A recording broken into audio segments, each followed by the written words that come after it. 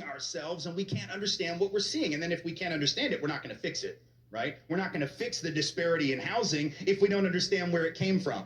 So if the data says, and it does, that white folks on average have 15 times the net worth of black folks, 13 times the net worth of Latino folk, right? We just assume, well, we must have worked harder. Is that right? That's interesting because actually the black folks and brown folks have done some of the hardest work in this country ever since the country was founded. Were it not for the labor of African descended peoples, there would be no country at all. In fact, it was my family,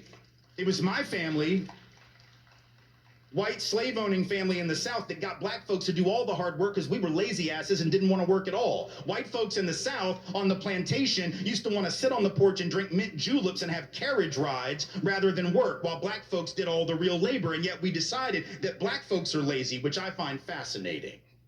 Right? And then people write to me and say, well, these black people, they're just taking all the jobs. Okay, which is it, Precious? Because it can't be both. People of color can't take all the jobs and be lazy. I don't ask much of racists because I expect very little, but you cannot be lazy and take all the jobs. Are we at least clear on that? Like if you took all the jobs, you were like the opposite of lazy. If you are indeed lazy, you probably did not even take one job, let alone all of them. So I just need racists to get their damn story straight. That's all I ask. I just don't like moving targets. That's all. Me too. Right? But if I don't tell my daughter the truth, she defaults to the position of the culture, and then she can't understand